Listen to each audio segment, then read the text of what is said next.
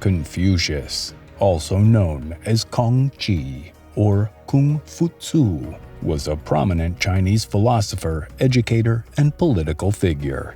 His profound insights, enshrined in the Analects, revolved around the cultivation of ethical paradigms for familial and societal conduct, alongside the establishment of educational benchmarks.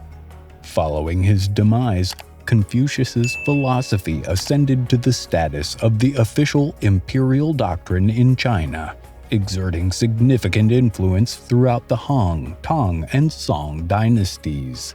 This is the story of Confucius and how he impacted China.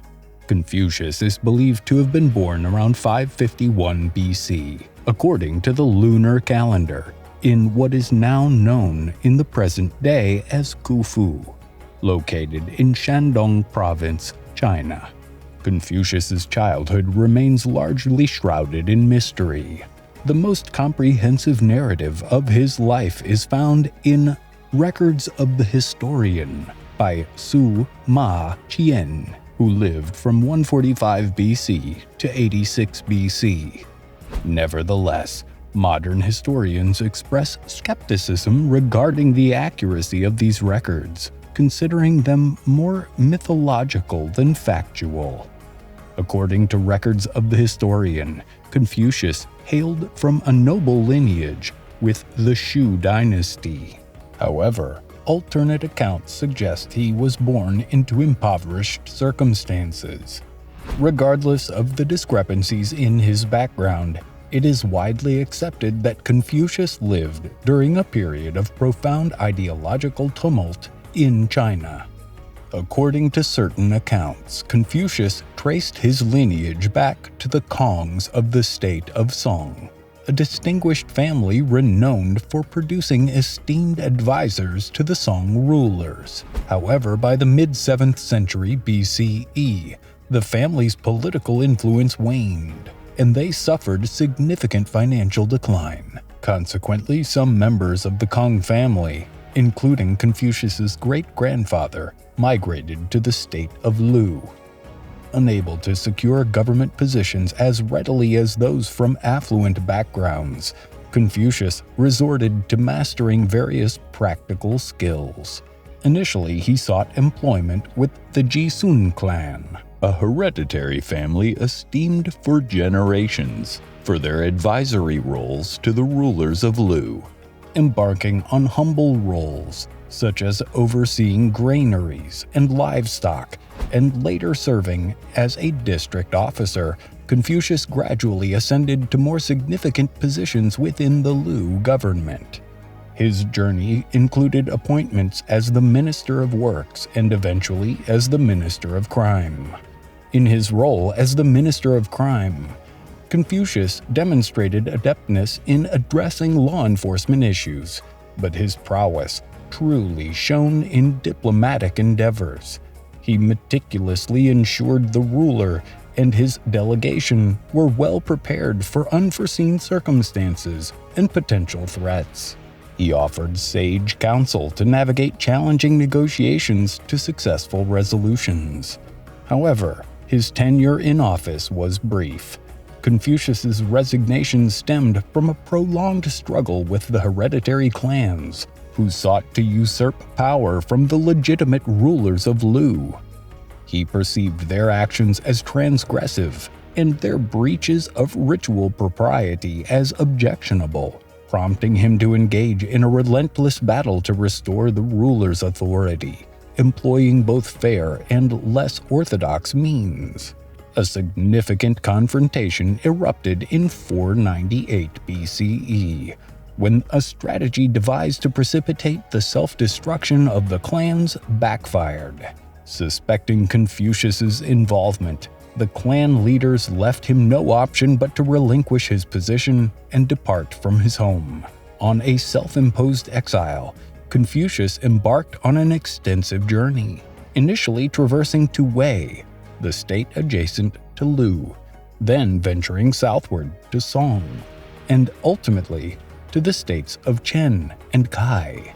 The Odyssey spanned 14 years, during which Confucius tirelessly sought rulers receptive to his guidance, hoping to instill his vision of virtuous governance. Despite his persistent efforts yielding no fruitful results, he remained resolute, eager for an opportunity to contribute his expertise. Confucius harbored a profound conviction that he could rectify the world's affairs, given the circumstances of his era. Born amidst the waning years of the Zhou dynasty, which had endured for nearly 5 centuries, the political framework established by its founders was showing signs of strain since the onset of the spring and autumn period. While regional rulers, kin to the Zhou king, should have been his allies, they pursued personal ambitions instead. In the century preceding Confucius's birth, a few rulers served as de facto regents for the king, managing to uphold the empire's integrity and repel external threats. However, by Confucius's time, such competent leaders had vanished. Regional rulers prioritized petty feuds over the empire's security, or the greater good, while aristocrats, once integral to governance, now vied openly with the ruler for wealth and power. This state of affairs prompted men like Confucius, who had served these rulers, to step forward and assume administrative responsibilities. Although these common gentlemen lacked the elite status enjoyed by the aristocracy, they could exert influence and political spheres through diligence and astuteness. Yet some among them aimed higher, seeking to challenge prevailing notions of worth and nobility. They pondered whether competence and moral integrity, rather than noble birth, should determine one's status, advocating for the elevation of the virtuous and capable. Confucius echoed these sentiments, believing that the moral fortitude of a few could positively impact society's destiny. However, he asserted that integrity alone wouldn't suffice. Virtuous men must prove themselves in the arena of politics, wielding knowledge and skills to serve rulers effectively and demonstrate moral influence. Confucius, a professional bureaucrat, lacked political authority, and his influence was transient, contingent upon holding a government post. His disquiet grew during periods of unemployment, as he felt useless to the world and lacked material support. Nevertheless, he remained steadfast in his principles, rejecting compromises that might tarnish his integrity. Confucius's disciples, considerably younger, attached themselves to him to glean skills essential for pursuing official careers. In the process, they acquired refinement and moral discernment deemed indispensable for political service. Notably, Zigong, a former merchant, exhibited eloquence and acumen, while Zilu, a rustic man, demonstrated unwavering loyalty but lacked intellectual depth. Han Hui, from a humble background, epitomized a fervent pursuit of knowledge and goodness, earning Confucius's favor. Accompanied by these disciples, Confucius embarked on a journey marked by trials and tribulations. Though his teachings garnered disciples and admirers, his quest for official positions often ended in disappointment. Despite facing threats to his life and enduring hardships, Confucius remained resolute, buoyed by his belief in divine providence. Confucianism, the philosophical system propagated by Confucius and his adherents during the 5th and 6th centuries BC, encompasses perspectives on politics, education, and ethics. While not structured as an organized religion, Confucianism offers guiding principles for thought and conduct. emphasizing compassion toward humanity, reverence for ancestors, deference to elders, self-mastery, and adherence to ritual propriety. By the 4th century BC, Confucius had already earned the reputation of a sage, deserving of greater acclaim during his lifetime. By the onset of the 2nd century BC, within China's inaugural Han Dynasty, his teachings evolved into the cornerstone of the state's ideology. Presently, Confucius stands as a revered figure, widely acknowledged as one of the most impactful educators in Chinese history. His philosophies continue to resonate among numerous individuals in contemporary China and have significantly influenced thought in neighboring countries such as Japan, Korea, and Vietnam. In the 6th century BC, the authority of the Shu Empire, which had maintained rule for over 5 centuries, was undermined by competing Chinese states.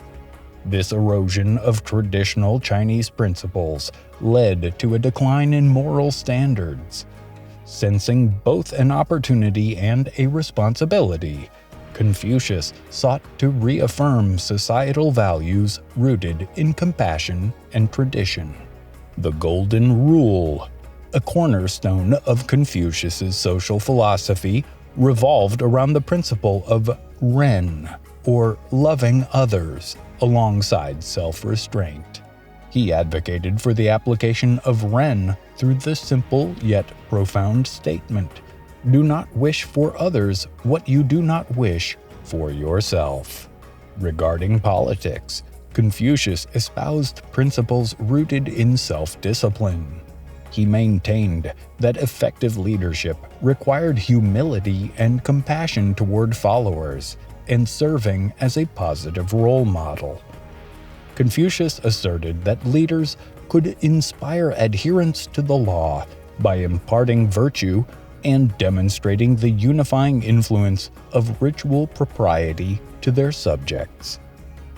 Regarding education, Confucius emphasized the cultivation of the 6 arts: archery, calligraphy, computation, music, chariot driving, and ritual. He viewed the primary goal of education as instilling integrity in individuals. Through his teachings, Confucius aimed to revive traditional Chinese values of benevolence, propriety, and ritual within society. On November 21st, 479 BC, Confucius passed away in Khufu, China. His teachings left a notable imprint on Chinese culture, and they would eventually ascend to become the official imperial philosophy of China. In homage to their revered master, Confucius's followers organized a funeral and instituted a period of mourning to honor his legacy.